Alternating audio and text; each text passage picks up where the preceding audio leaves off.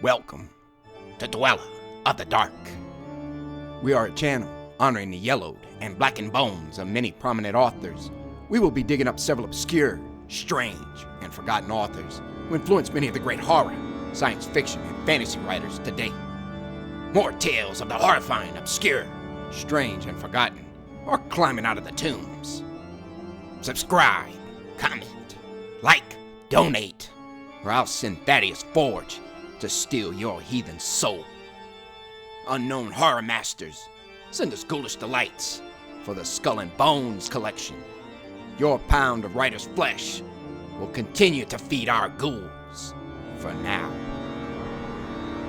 Books, websites, podcasts, in the links below. Children of Horror, Legion of Ghouls. Tonight, The Hungry House by Robert Bloch.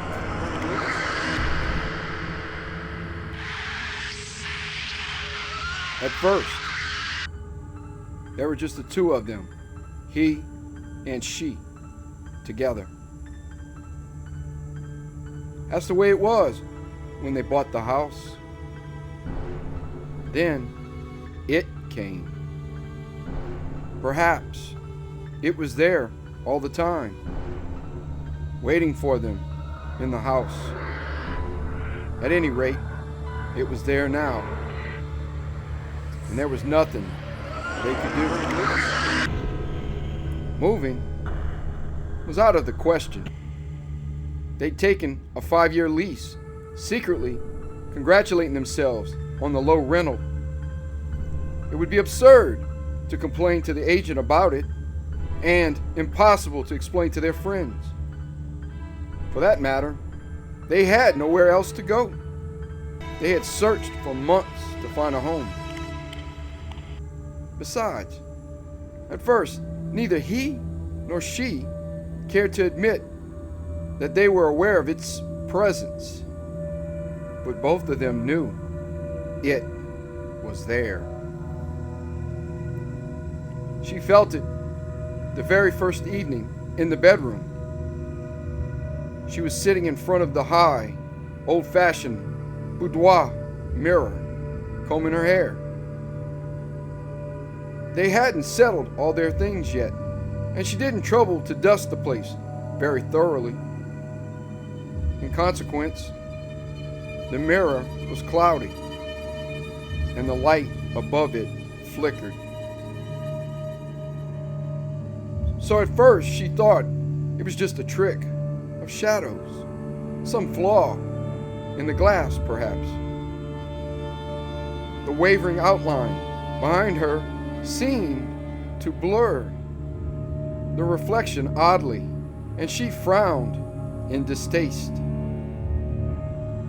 Then she began to experience what she often called her married feeling, the peculiar awareness which usually denoted her husband's entrance to a room she occupied.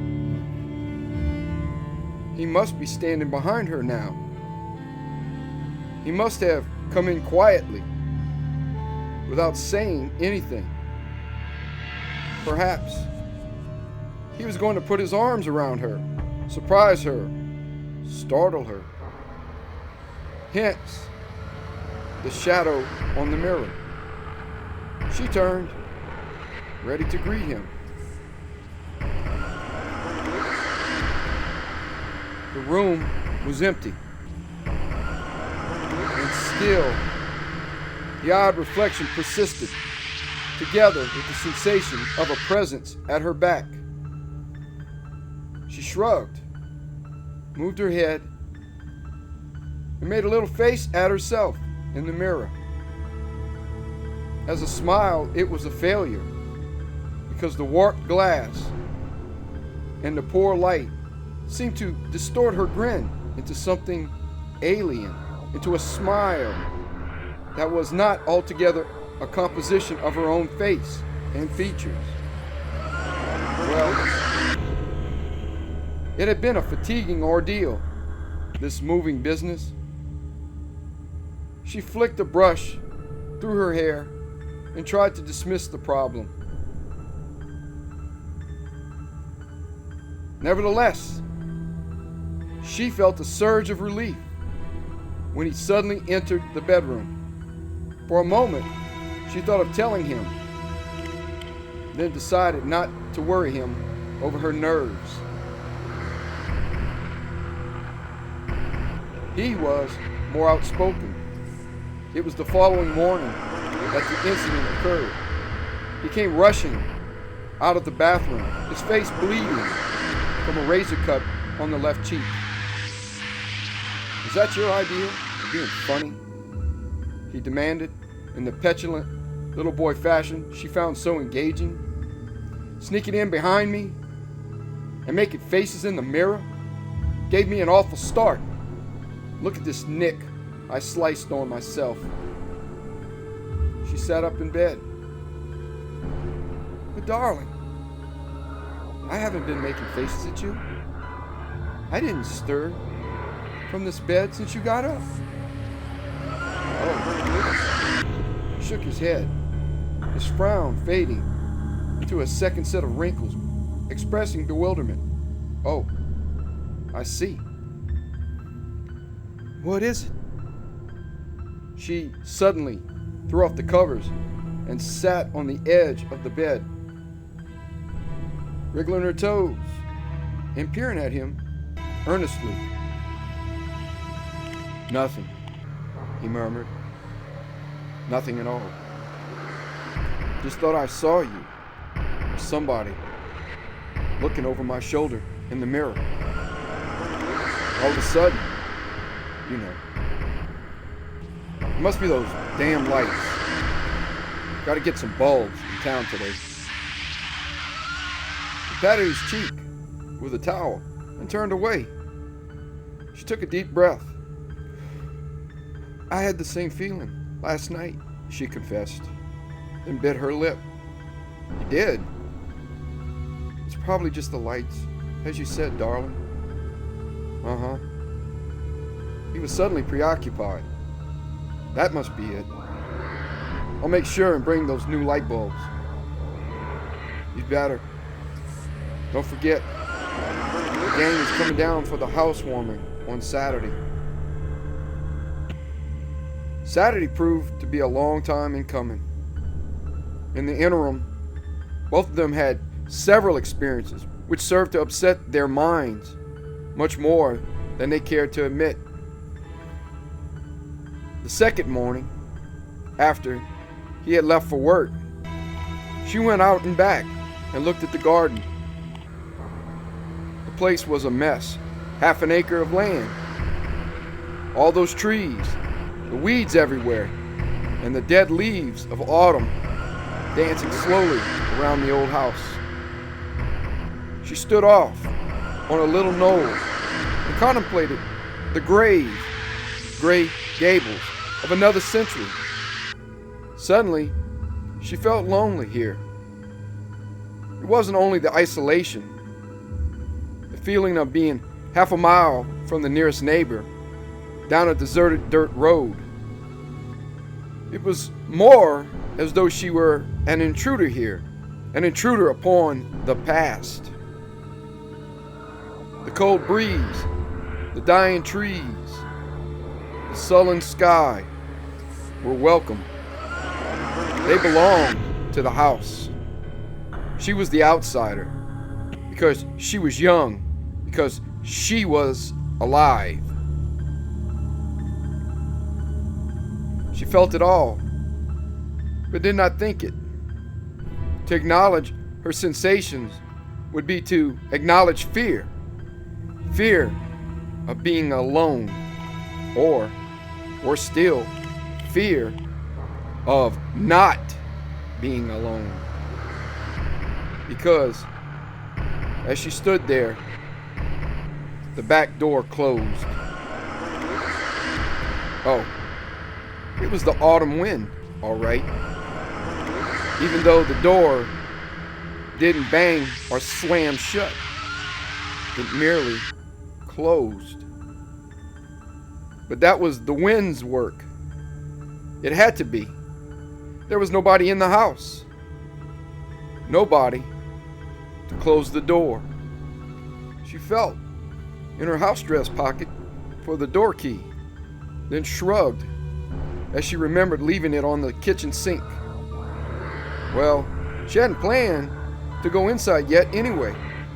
She wanted to look over the yard, look over the spot where the garden had been, and where she fully intended a garden to bloom next spring. She had measurements to make and estimates to take, and 100 things to do here outside. And yet, when the door closed, she knew she had to go in. Something was trying to shut her out of her own house, and that would never do. Something was fighting against her, fighting against all idea of change. She had to fight back. So she marched up to the door, rattled the knob, found herself locked out as she expected. The first round was lost, but there was always the window.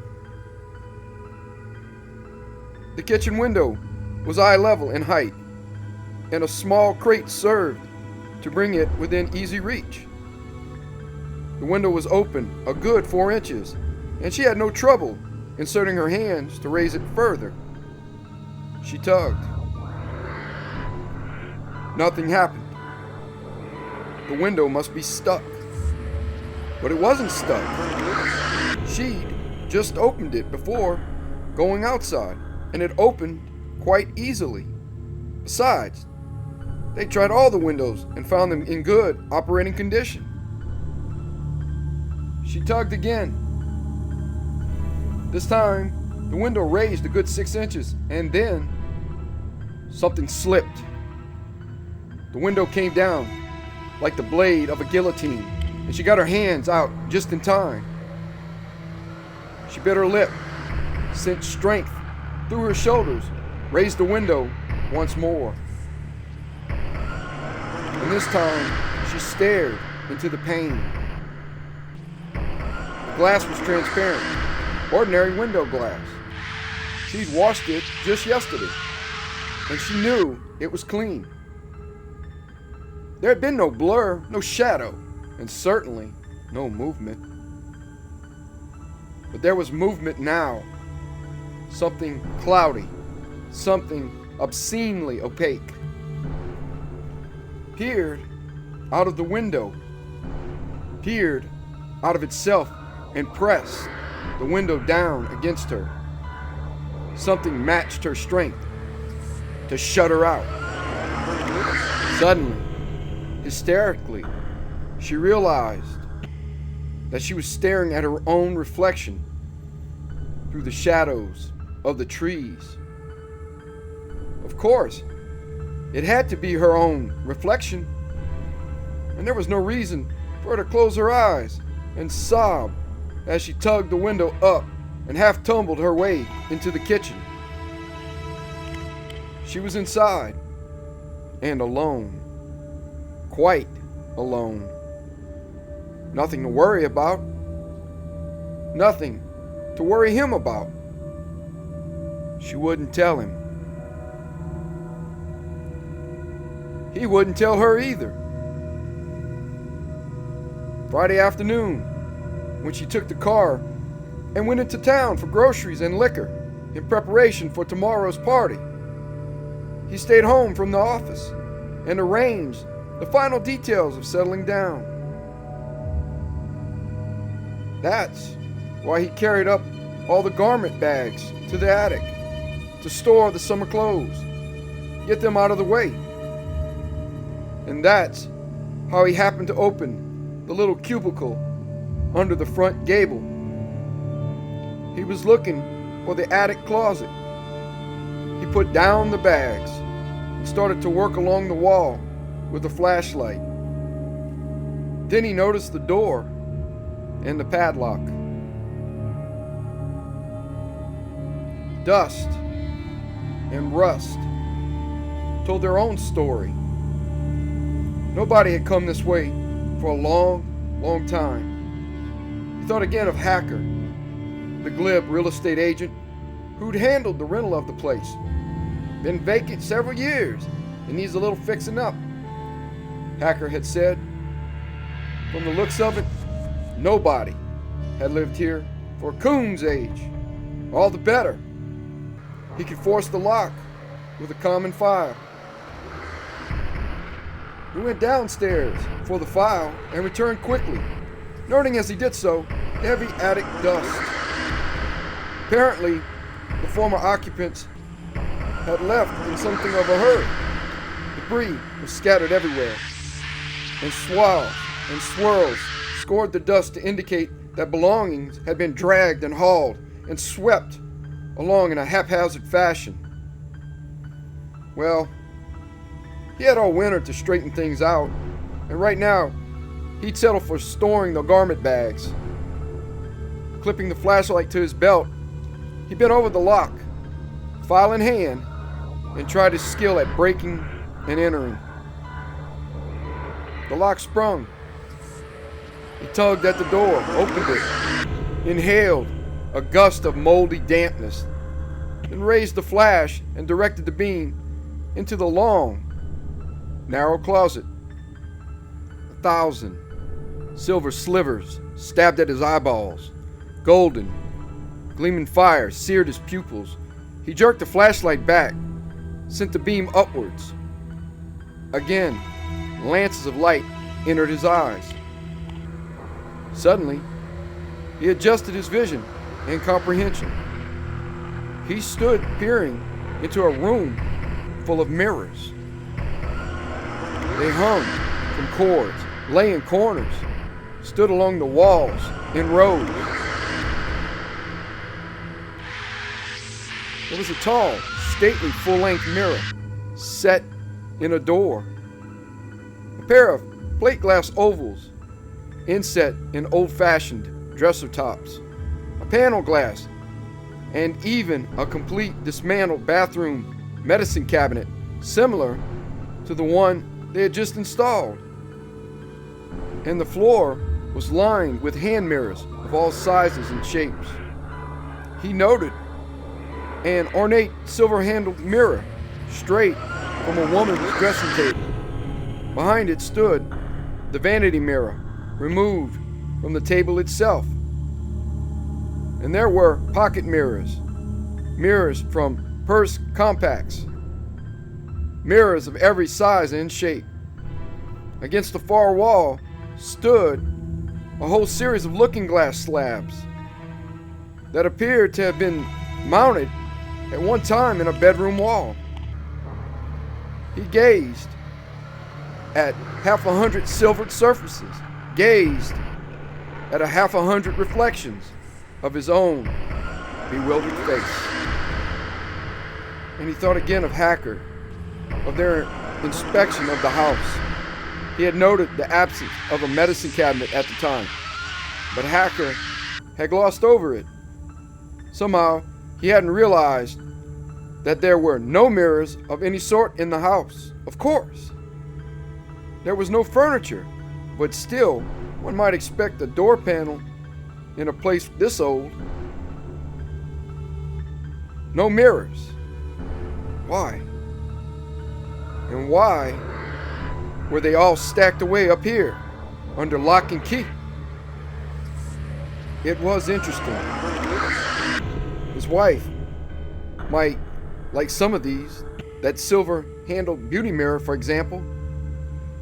He'd have to tell her about this. He stepped cautiously into the closet, dragging the garment bags after him. There didn't seem to be any clothes pole here, or any hooks. He could put some up in a jiffy, though. He piled the bags in a heap, stooping, and the flashlight glittered on 1,000 surfaces, sent facets of fire into his face. Then the fire faded. The silver surfaces darkened oddly. Of course, his reflection covered them now. His reflection and something darker, something smoky and swirling. Something that was a part of the moldy dampness. Something that choked the closet with its presence. It was behind him.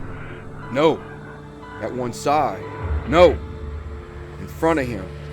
All around him. It was growing and growing and blotting him out. It was making him sweat and tremble. And now it was making him gasp and scuttle out of the closet and slam the door and press against it with all his waning strength. And its name was claustrophobia. That was it. Just claustrophobia. A fancy name for nerves. A man gets nervous when he's cooped up in a small space. For that matter, a man gets nervous when he looks at himself too long in a mirror, let alone 50 mirrors. He stood there, shaking. And to keep his mind occupied, keep his mind off what he had just half seen, half felt, half known, he thought about mirrors for a moment, about looking into mirrors. Women did it all the time. Men were different. Men, himself included, seemed to be self-conscious about mirrors. He could remember going into a clothing store and seeing himself in one of the complicated arrangements that afforded a side and rear view. What a shock that had been the first time, and every time, for that matter. A man looks different in a mirror, not the way he imagines himself to be, knows himself to be. A mirror distorts. That's why men hum and sing and whistle while they shave. Keep their minds off their reflections. Otherwise, they'd go crazy. What was the name of that Greek mythological character who was in love with his own image? Narcissus? That was it. Staring into a pool for hours? Women could do it though, because women never saw themselves. Actually, they saw an idealization, a vision. Powder, rouge, lipstick, mascara, eyeshadow, brilliantine, or merely an emptiness to which these elements must be applied. Women were a little crazy to begin with, anyway. Hadn't she said something the other night about seeing him in her mirror when he wasn't there? Perhaps he'd better not tell her after all. At least, not until he checked with the real estate agent, Hacker. He wanted to find out about this business anyway. Something was wrong. Somewhere. Why had the previous owner stored all the mirrors up here? He began to walk back through the attic, forcing himself to go slowly, forcing himself to think of something, anything, except the fright he'd had in the room of reflections. Reflect on something. Reflections. Who's afraid of the big bad reflection? Another myth, wasn't it? Vampires. They had no reflections. Tell me the truth now, Hacker. The people who built this house, were they vampires? That was a pleasant thought. That was a pleasant thought to carry downstairs in the afternoon twilight, to hug to your bosom in the gloom while the floors creaked and the shutters banged, and the night came down in the house of shadows, where something peered around the corners and grinned at you in the mirrors on the walls. He sat there, waiting for her to come home, and he switched on all the lights, and he put the radio on too, and thanked God he didn't have a television set, because there was a screen, and the screen made a reflection, and the reflection might be something he didn't want to see. But there was no more trouble that evening. And by the time she came home with her packages, he had himself under control. So they ate and talked quite naturally. Oh, quite naturally. And if it was listening, it would know they were both afraid. They made their preparations for the party and called up a few people on the phone.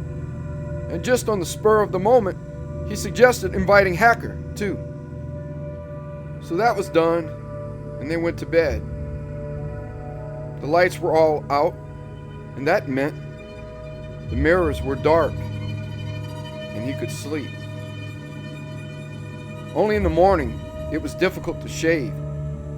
And he caught her, yes, he caught her, putting on her makeup in the kitchen, using the little compact from her purse and carefully cupping her hands against reflections. But he didn't tell her, and she didn't tell him. And if it guessed their secrets, it kept silent.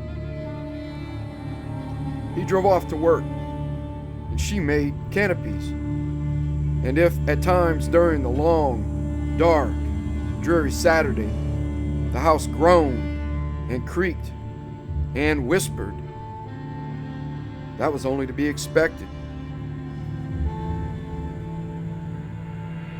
The house was quiet enough by the time he came home again, and somehow that was worse.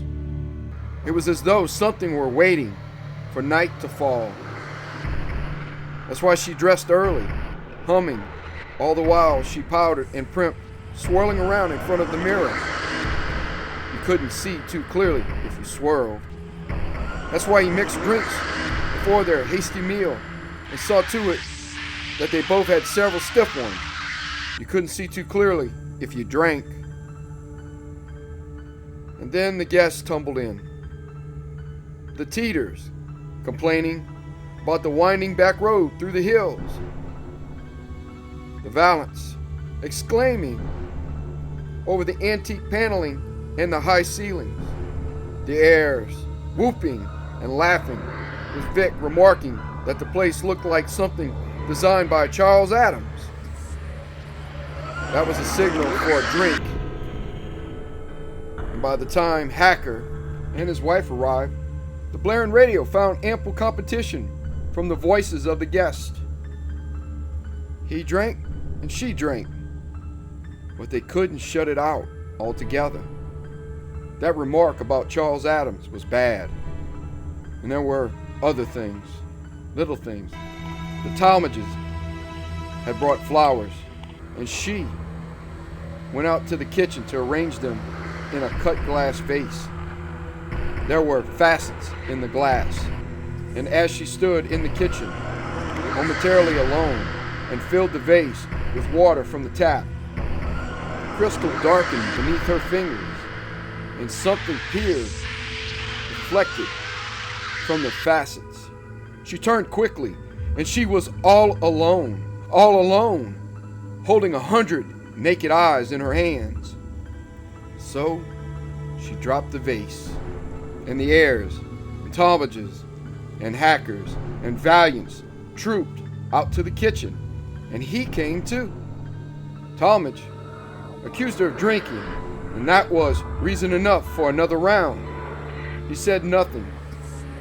He got another vase for the flowers, and yet he must have known, because when somebody suggested a tour of the house, he put them off. We haven't straightened things out upstairs yet, he said. It's a mess. And you'd be knocking into crates and stuff. Who's up there now? Asked Mrs. Teeters, coming into the kitchen with her husband. We just heard an awful crash. Something must have fallen over, the host suggested. But he didn't look at his wife as he spoke, and she didn't look at him. How about another drink? She asked. She mixed and poured hurriedly, and before the glasses were half empty, he took over and fixed another round. Liquor helped to keep people talking, and if they talked, it would drown out other sounds. The stratagem worked. Gradually, the group trickled back into the living room in twos and threes, and the radio blared, and the laughter rose, and the voices babbled to blot out the noises of the night. He poured and she served, and both of them drank, but the alcohol had no effect. They moved carefully, as though their bodies were brittle glasses without bottom, waiting to be shattered by some sudden, strident sound. Glasses hold liquor, but they never get drunk. Their guests were not glasses. They drank and feared nothing, and the drinks took hold. People moved about, and in and out, and pretty soon, Mr. Valiant and Mrs. Talmadge embarked on their own private tour of the house upstairs. It was irregular and unescorted, but fortunately, nobody noticed either their departure or their absence, at least not until Mrs. Talmadge came running downstairs and locked herself in the bathroom. Her hostess saw her pass the doorway and followed her. She rapped on the bathroom door, gained admittance, and prepared to make discreet inquiries. None was necessary. Mrs. Talmadge, weeping and wringing her hands, fell upon her. "That was a filthy trick," she sobbed. "Coming up and sneaking in on us. The dirty louse. I admit, we were doing a little smooching, but that's all there was to it. And it isn't as though he didn't make enough passes at Gwen Hacker himself. What I want to know is, where did he get the beard? It frightened me out of my wits." "What's all this?" she asked, knowing all the while what it was and dreading the words to come. "Jeff and I were in the bathroom, just standing there in the dark. I swear it. And all at once I looked up over my shoulder at the mirror because light began streaming in from the hall. Somebody had opened the door, and I could see the glass and this face. Oh, it was my husband, all right. But he had a beard on, and the way he came slinking in, glaring at us." Sobs choked off the rest. Mrs. Talmadge trembled so that she wasn't aware of the tremors which racked the frame of her hostess. She, for her part, strained to hear the rest, sneaked right out again before we could do anything but wait till I get him home, scaring the life out of me, and all because he's so crazy jealous. The look on his face in the mirror. She soothed Mrs. Talmadge. She comforted Mrs. Talmadge. She placated Mrs. Talmadge. And all the while there was nothing to soothe or calm or placate her own agitation. Still, both of them had restored a semblance of sanity by the time they ventured out into the hall to join the party, just in time to hear Mr. Talmadge's agitated voice booming out over the excited responses of the rest. So I'm standing there in the bathroom, and this old witch comes up and starts making faces over my shoulder in the mirror. "What gives here, anyway? What kind of a house you running here?" He thought it was funny. So did the others. Most of the others. The host and hostess stood there, not daring to look at each other. Their smiles were cracking. Glasses brittle. "I don't believe you," went Hacker's voice. She'd had one or perhaps 3 too many. "I'm going up right now and see for myself." She winked at her host and moved toward the stairs. "Hey, hold on!" He was too late. She swept or wobbled past him. "Halloween pranks?" said Talmadge, nudging him. "Old babe in a fancy hairdo?" Saw her plain as day. What you cook up for us here, anyhow? He began to stammer something, anything, to halt the flood of foolish babbling. She moved close to him, wanting to listen, wanting to believe, wanting to do anything but think of Gwen Hacker upstairs, all alone, upstairs, looking into a mirror and waiting to see. The screams came then. Not sobs, not laughter, but screams. He took the stairs, 2 at a time. Fat Mr. Hacker was right behind him, and the others straggled along, suddenly silent. There was the sound of feet clubbing the staircase, the sound of heavy breathing, and over everything, the continuing high-pitched shriek of a woman confronted with terror too great to contain. It oozed out of Gwen Hacker's voice, oozed out of her body as she staggered and half fell into her husband's arms in the hall. The light was streaming out of the bathroom, and it fell upon the mirror that was empty of all reflection. Fell upon her face that was empty of all expression. They crowded around the Hackers. He and she were on either side, and the others clustered in front. And they moved along the hall to her bedroom and helped Mr. Hacker stretch his wife out on the bed. She had passed out, and somebody mumbled something about a doctor. Somebody else said, "No, never mind. She'll be all right in a minute." And somebody else said, "Well, I think we'd better be getting along."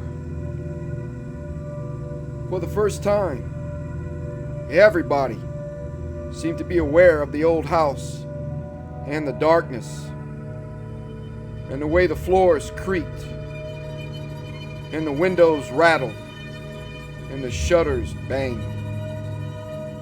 Everyone was suddenly sober, solicitous, and extremely anxious to leave. Hacker bent over his wife, chafing her wrists, forcing her to swallow water, watching her whimper her way out of emptiness.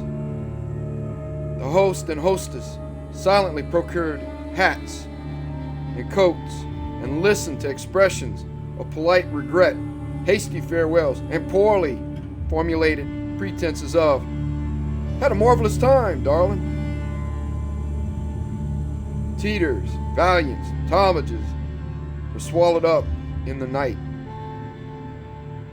He and she went back upstairs, back to the bedroom and the Hackers.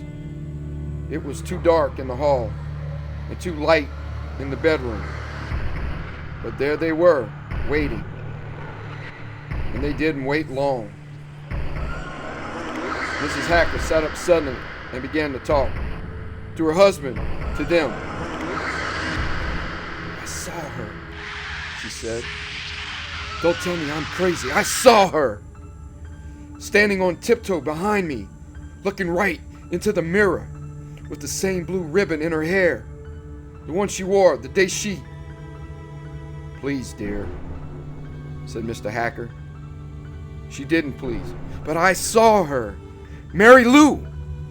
She made a face at me in the mirror, and she's dead. You know she's dead. She disappeared 3 years ago, and they never did find the body." Mary Lou Dempster? Hacker was a fat man. He had 2 chins. Both of them wobbled. "She played around here. You know she did. And Wilma Dempster told her to stay away. She knew all about this house. But she wouldn't. And now... Oh, her face!" More sobs. Hacker patted her on the shoulder. He looked as though he could stand a little shoulder patting himself. But nobody obliged. He stood there. She stood there, still waiting. Waiting for the rest. "Tell them," said Mrs. Hacker. "Tell them the truth." "All right," but I'd better get you home. I'll wait. I want you to tell them. You must. Now. Hacker sat down heavily. His wife leaned against his shoulder. The two waited another moment. Then it came. I don't know how to begin, how to explain, said fat Mr. Hacker. It's probably my fault, of course. I didn't know. All this foolishness about haunted houses. Nobody believes that stuff anymore. And all it does is push property values down. So I didn't say anything. Can you blame me? I saw her face, whispered Mrs. Hacker. I know. And I should have told you about the house, why it hasn't rented for 20 years. Old story in the neighborhood. And you'd have heard it sooner, or later anyway, I guess. Get on with it, said Mrs. Hacker. She was suddenly strong again, and he, with his wobbling chins, was weak. Host and hostess stood before them, brittle as glass, as the words poured out and filled them to overflowing. He and she, watching and listening, filling up with the realization, with the knowledge, with that for which they had waited. It was the Bellman house they were living in. The house Joe Bellman built for his bride back in the 60s. The house where his bride had given birth to Laura and taken death in exchange. And Joe Bellman had toiled through the 70s as his daughter grew to girlhood, rested in complacent retirement during the 80s as Laura Bellman blossomed into the reigning beauty of the county. Some said the state. But then flattery came quickly to men's lips in those days. There were men aplenty coming and going through that decade, passing through the hall in polished boots, bowing and stroking brilliantine mustachios, smirking at old Job, grinning at the servants, and gazing in moonstruck adoration at Laura. Laura took it all as her rightful due, but land's sakes, she'd never think of it. No, not while Papa was still alive, and no, she couldn't. She was much too young to marry, and why? She'd never heard of such a thing. She'd always thought it was so much nicer just being friends. Moonlight, dances, parties, hay rides, sleigh rides, candy, flowers, gifts, tokens, cotillion balls, punch, fans, beauty spots, dressmakers, curlers, mandolins, cycling, and the years that whirled away. And then one day, old Job dead, and the four-poster bed upstairs, and the doctor came, and the minister, and then the lawyer. Hacking away with his dry, precise little cough, and his talk of inheritance and estate and annual income. Then she was alone, just she and the servants and the mirrors. Laura and her mirrors. Mirrors in the morning, and the careful inspection, the scrutiny that began the day.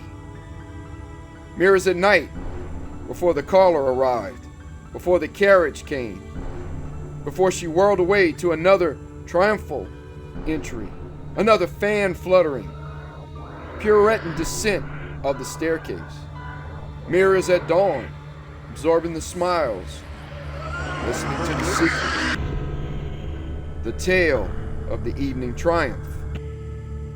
Mirror, mirror on the wall, who is the fairest of them all? Mirrors told her the truth. Mirrors did not lie. Mirrors did not paw or clutch or whisper or demand in return for acknowledgement of beauty. Years passed, but mirrors did not age, did not change. And Laura did not age. The callers were fewer, and some of them were oddly altered. They seemed older somehow, and yet how could that be? For Laura Bellman was still young.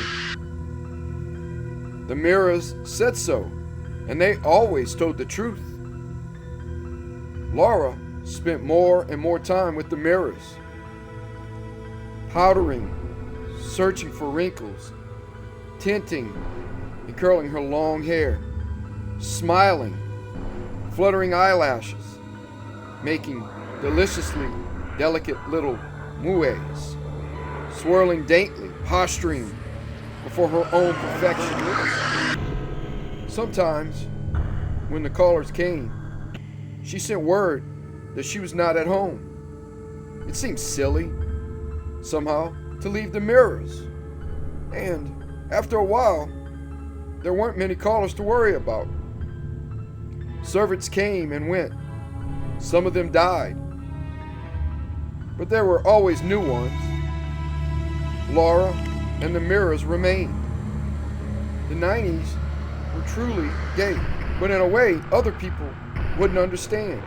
How Laura laughed, rocking back and forth on the bed, sharing her giddy secrets with the glass. The years barely flew by, but Laura merely laughed. She giggled and tittered when the servant spoke to her, and it was easier now to take her meals on a tray in her room. Because there was something wrong with the servants and with Dr. Turner, who came to visit her and who was always being tiresome about going away for a rest to a lovely home. They thought she was getting old, but she wasn't. The mirrors didn't lie. She wore the false teeth and the wig to please the others, the outsiders, but she didn't really need them. The mirrors told her she was unchanged. They talked to her now. The mirrors did. And she never said a word. Just sat nodding and swaying before them in the room, reeking of powder and patchouli, stroking her throat and listening to the mirrors telling her how beautiful she was and what a belle she would be if she would only waste her beauty on the world. But she'd never leave here. Never. She and the mirrors would always be together. And then came the day they tried to take her away. And they actually laid hands upon her. Upon her, Laura Bellman, the most exquisitely beautiful woman in the world. Was it any wonder that she fought, clawed, and kicked and whined, and struck out so that one of the servants crashed headlong into the beautiful glass and struck his foolish head and died, his nasty blood staining the image of her perfection? Of course, it was all a stupid mistake, and it wasn't her fault. And Dr. Turner told the magistrate so when he came to call. Laura didn't have to see him, and she didn't have to leave the house. But they always locked the door to her room now, and they took away all her mirrors. They took away all her mirrors. They left her alone, caged up, a scrawny, wizened, wrinkled old woman with no reflection. They took the mirrors away and made her old and ugly and afraid. The night they did it, she cried. She cried and hobbled around the room, stumbling blindly in a tearsome tour of nothingness. That's when she realized she was old and nothing could save her, because She came up against the window and leaned her wrinkled forehead against the cold, cold glass. The light came from behind her, and as she drew away, she could see her reflection in the window. The window. It was a mirror, too! She gazed into it, gazed long and lovingly at the tear-streaked face of the fantastically rouged and painted old Paradigm, gazed at the corpse countenance readied for the grave by a mad embalmer. Everything whirled. It was her house. She knew every inch of it. From the day of her birth onwards, the house was a part of her. It was her room. She had lived here forever and ever. But this obscenity was not her face. Only a mirror could show her that. And there would never be a mirror for her again. For an instant she gazed at the truth, and then, mercifully, the gleaming glass of the window pane altered, and once again she gazed at Laura Bellman, the proudest beauty of them all. She drew herself erect, stepped back, and whirled into a dance. She danced forward, a prim, self-conscious smile on her lips, danced into the window pane, half through it, until razored splinters of glass tore her scrawny throat. That's how she died, and that's how they found her. The doctor came, and the servants and the lawyer did what must be done. The house was sold, and sold again. Fell into the hands of a rental agency. There were tenants, but not for long. They had trouble with mirrors. A man died of a heart attack, they said, while adjusting his necktie before the bureau one evening.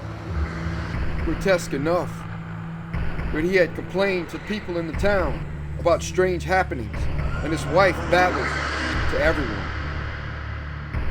A school teacher who rented the place in the 20s passed away in circumstances which Dr. Turner had never seen fit to relate.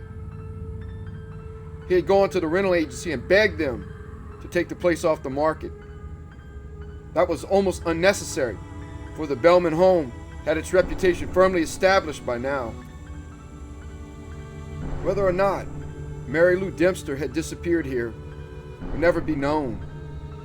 But the little girl had last been seen a year ago on the road leading to the house, and although a search had been made and nothing discovered, there was talk aplenty.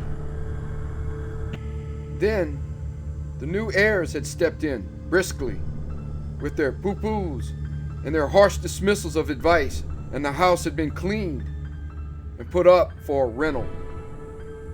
So he and she had come to live here with it. And that was the story, all of the story. Mr. Hacker put his arm around Gwen, harumphed, and helped her rise. He was apologetic. He was shamefaced. He was deferential. His eyes never met those of his tenant.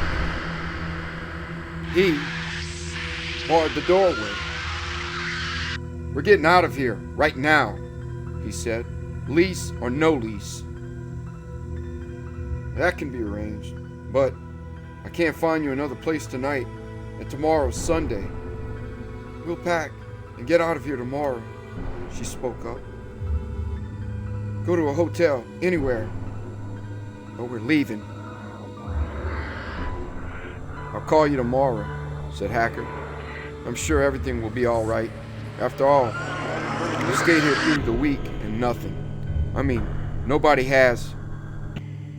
His words trailed off. There was no point in saying any more. The Hackers left, and they were all alone, just the two of them. Just the three of them, that is. But now he and she, were too tired to care. The inevitable letdown, product of overindulgence and overexcitement, was at hand. They said nothing. There was nothing to say.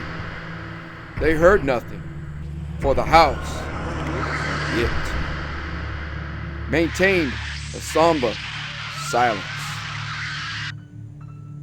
She went to her room and undressed. He began to walk around the house. First, he went to the kitchen and opened a drawer next to the sink. He took a hammer and smashed the kitchen mirror. Tinkle, tinkle, and then a crash. That was the mirror in the hall. Then upstairs to the bathroom. Crash and clink of broken glass in the medicine cabinet. Then a smash as he shattered the panel in his room.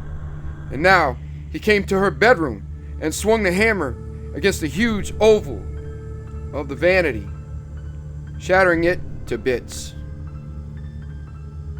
He wasn't cut, wasn't excited, wasn't upset, and the mirrors were gone. Every last one of them was gone. They looked at each other for a moment, then he switched off the lights, tumbled into bed beside her, and sought sleep. The night wore on. It was all a little silly in the daylight, but she looked at him again in the morning, and he went into his room and hauled out the suitcases. By the time she had breakfast ready, he was already laying his clothes out on the bed. She got up after eating, took her own clothing from the drawers and hangers and racks and hooks. Soon he'd go up to the attic and get the garment bags. The movers could be called tomorrow, or as soon as they had a destination in mind. The house was quiet. If it knew their plans, it wasn't acting. The day was gloomy, and they kept the lights off without speaking, although both of them knew it was because of the window panes and the story of the reflection. He could have smashed the window glass, of course, but it was all a little silly, and they'd be out of here shortly. Then they heard the noise. Trickling, burbling, splashing sound. It came from beneath their feet. She gasped. Water pipe in the basement, he said, smiling and taking her by the shoulders. Better take a look. She moved toward the stairs. Why should you go down there? I'll tend to it. She shook her head and pulled away. It was her penance for gasping. She had to show she wasn't afraid. She had to show him. And it, too. Wait a minute, he said. I'll get the pipe wrench. It's in the trunk in the car. He went out the back door. She stood, irresolute, then headed for the cellar stairs. Splashing was getting louder. The burst pipe was flooding the basement. It made a funny noise, like laughter. He could hear it even when he walked up the driveway and opened the trunk of the car. These old houses always had something wrong with them. He might have known it. Burst pipes and, yes, he found the wrench. He walked back to the door, listening to the water gurgle, listening to his wife scream. She was screaming down in the basement, screaming down in the dark. He ran, swinging the heavy wrench. He clumped down the stairs, down into the darkness, the screams tearing up at him. She was caught. It had her. She was struggling with it, but it was strong, too strong, and the light came streaming in on the pool of water beside the shattered pipe. And in the reflection, he saw her face and the blackness of other faces swirling around her and holding her. He brought the wrench up, brought it down on the black blur, hammering and hammering and hammering until the screaming died away. And then he stopped and looked down at her. The dark blur had faded away into the reflection of the water, the reflection that had evoked it. But she was still there, and she was still, and she would be still forever now. Only the water was getting red, where her head rested in it, and the end of the wrench was red too. For a moment, he started to tell her about it, and then he realized she was gone. Now there were only the two of them left, he and it. And he was going upstairs. He was walking upstairs, still carrying the bloody wrench, and he was going over to the phone to call the police and explain. He sat down in a chair before the phone, thinking about what he'd tell them, how he'd explain. It wouldn't be easy. There was this mad woman, see, and she looked into mirrors until there was more of her alive in her reflection than there was in her own body. So when she committed suicide, she lived on somehow and came alive in mirrors or glass or anything that reflected. And she killed others or drove them to death, and their reflections were somehow joined with hers, so that this thing kept getting stronger and stronger, sucking away at life with that awful core of pride that could live beyond death. Woman, thy name is vanity, and that, gentlemen, is why I killed my wife. Yes, it was a fine explanation, but it wouldn't hold water. Water. The pool in the basement had evoked it. He might have known it if only he'd stopped to think, to reflect. Reflect. That was the wrong word now. Reflect. The way the window pane before him was reflecting. He stared into the glass now, saw it behind him, surging up from the shadows. He saw the bearded man's face, the peering, pathetic, empty eyes of a little girl, the goggling, grimacing stare of an old woman. It wasn't there behind him, but it was alive in the reflection. And as he rose, he gripped the wrench tightly. It wasn't there, but he'd strike at it, fight at it, come to grips with it somehow. He turned, moving back, the ring of shadow faces pressing. He swung the wrench, then he saw her face coming up through all the rest. Her face with shining splinters where the eyes should be. He couldn't smash it down. He couldn't hit her again. It moved forward.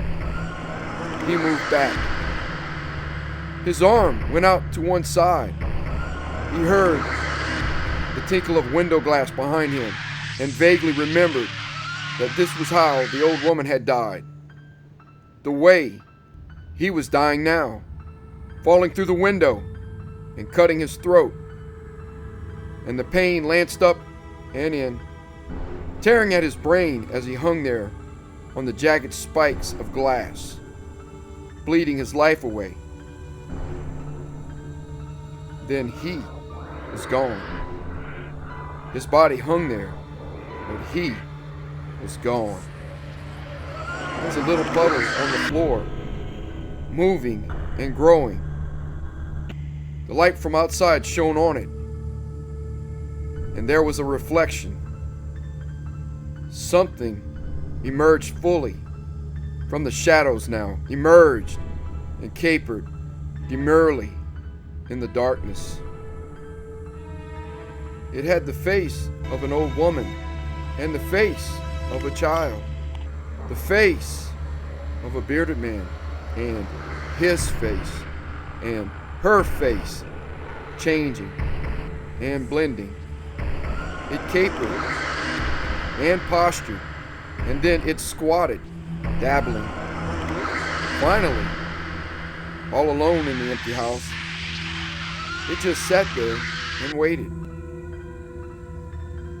There was nothing to do now but wait for the next to come. And meanwhile, it could always admire itself in that growing red reflection on the floor.